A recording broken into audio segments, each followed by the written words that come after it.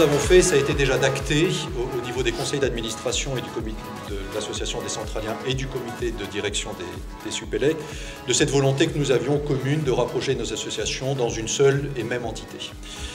Pour ce faire, nous avons pensé utile de définir la direction que nous voulions prendre et l'objectif que nous voulions atteindre. Nous avons donc désigné 8 personnes, 4 provenant de la communauté Supélec et 4 de la communauté centralienne, pour établir ce document que nous avons appelé une charte de convergence et qui définit ces grands principes.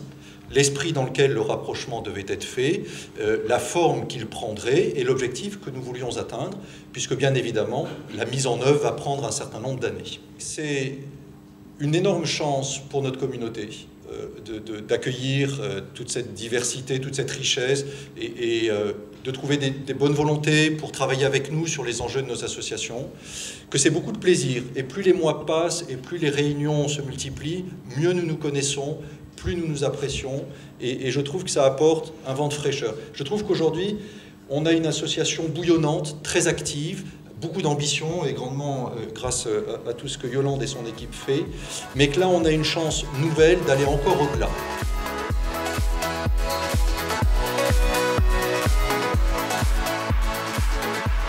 Le rapport d'activité rassemble les actions réalisées par l'association au cours de l'année 2017 et le début de l'année 2018. Il correspond à un travail collectif accompli par les membres du conseil d'administration, du bureau, des commissions, des bénévoles de l'association et par le personnel permanent. En ce qui concerne les nouveautés, il y a eu un think tank qui a été lancé sur les principes d'innovation, think tank qui a également rendu ses conclusions et fait une conférence. Les cycles de formation et d'information, nous en avons lancé 6 cette année. En termes de communication, des nouvelles newsletters comme la People of Central, des vidéos comme Humans of Central.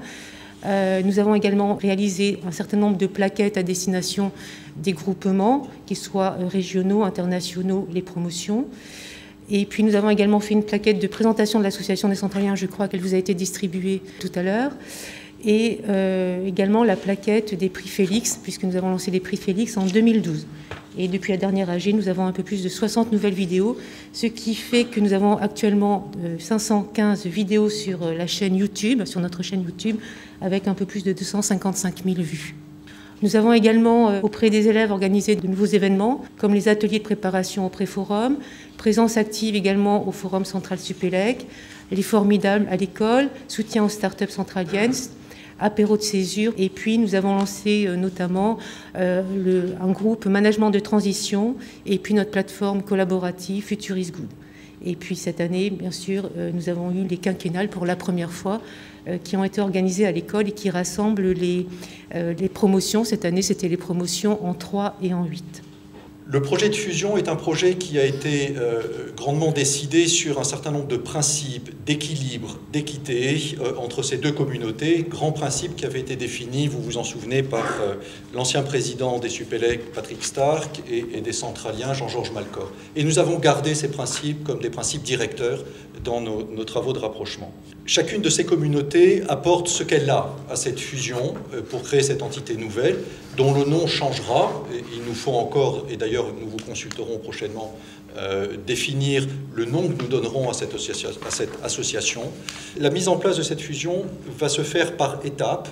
Nous sommes aujourd'hui dans une phase préparatoire où nous avons engagé de nombreux travaux en parallèle. D'abord des travaux pour préparer le rapprochement de chacune des composantes de nos associations, notamment les groupements régionaux, professionnels, mais aussi internationaux. Et nous avons à cet égard une réunion de travail prévue mercredi prochain, à laquelle nous avons convié l'ensemble des responsables de ces entités pour une réunion de travail, leur demander à chacun de préparer un programme de convergence pour leur entité et ainsi pouvoir commencer à amorcer ce rapprochement sans attendre que la fusion effective soit réalisée.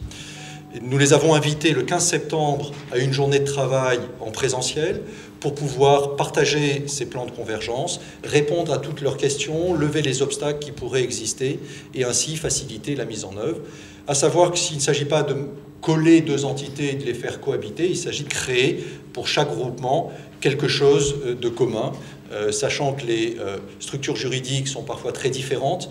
Nous avons, chez les centraliens, un bon nombre d'associations loi 1901 dans ces groupements, alors que ça n'est pas le cas côté Supélec. Donc c'est autant de particularités qu'il nous faut aborder, apprécier et préparer le groupement. Et en parallèle, pendant cette phase préparatoire, nous préparons tout le dossier administratif de fusion, donc la nomination d'un commissaire aux apports qui va préparer les documents, la révision des statuts, la révision du règlement intérieur et la préparation du projet de fusion, document administratif que nous soumettrons à notre conseil d'administration pour accord, puis à vous tous dans le cadre d'une assemblée générale ordinaire, voire extraordinaire si le quorum n'était pas atteint, pour pouvoir avoir votre feu vert afin de déposer ensuite le dossier au ministère de l'Intérieur. Le dépôt de dossier ayant lieu en fin d'année, au 3e, 4e trimestre, les pouvoirs publics vont prendre, puisqu'il y a d'abord une analyse du dossier qui est faite par le ministère de l'Intérieur, que l'on va anticiper en les rencontrant très prochainement, puis le dossier est soumis au Conseil d'État. Tout ceci parce que nous sommes reconnus d'utilité publique et que ça nous procure un certain nombre d'avantages fiscaux et notamment en collecte de legs. Donc ce processus est à géométrie variable quant à sa durée. Nous n'avons pas d'inquiétude quant à son issue, mais il faudra que nous attendions tout ceci pour que les choses soient finalisées. Ce qui veut dire que nous allons aborder la rentrée 2018 des élèves sur le campus sans être encore administrativement fusionnés. Mais tout est en train d'être préparé pour que nous les accueillions comme une seule et même association, puisque eux seront les élèves de la première promotion centrale Supélec, délivrant un seul et même diplôme. Aujourd'hui, nous avons la chance d'accueillir Paul-Émile et Rémi Promo 2019, qui sont là-bas. Sans doute les plus jeunes parmi nous. Bienvenue.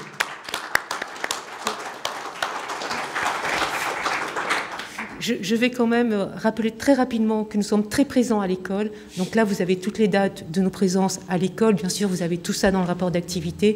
Mais je voulais quand même dire à Paul-Émile et à Rémi qu'on est vraiment très présents et qu'ils peuvent venir nous voir quasiment tous les jours, en tout cas tous les mercredis, c'est sûr, on a un représentant à l'école, et puis autrement à travers nos événements comme l'apéro de césure quand vous partirez en césure, ou bien les médias training pour apprendre à vous présenter devant un recruteur, ou encore les formidables pour voir ce que vous allez devenir en regardant les aînés vous parler de leur parcours professionnel. Puis bien sûr, il y a le ROX. Cette année, il y a eu le ROX que l'on a fait avec l'association des centraliens. Donc, voilà, ça continue, inauguration du campus, mentoring, forum, remise des bourses, on remet des bourses également, une présence hebdomadaire du responsable carrière de l'association à l'école, des ateliers juniors pour les jeunes tout au long de l'année et des rendez-vous Get Together Junior 1 à 2 fois par an pour rencontrer les aînés et poser toutes les questions que vous souhaitez sur les filières. On soutient également les initiatives des jeunes et des jeunes diplômés, et Alexandre Papaguet pourra le dire puisque c'est le patron de Privatiseur, et je crois qu'on a fait beaucoup de publicité pour Alexandre dans la revue, sur les sites, etc. Donc non seulement on parle d'eux, on leur donne la communication dans la revue, dans les newsletters, sur les réseaux sociaux, mais en plus on les fait travailler puisque on leur commande, on leur passe commande, que ce soit Mon Banquier, Othello, Algama, etc. Vous avez quelques noms là, donc on fait travailler également les startups. On ne fait pas que les encourager à se développer.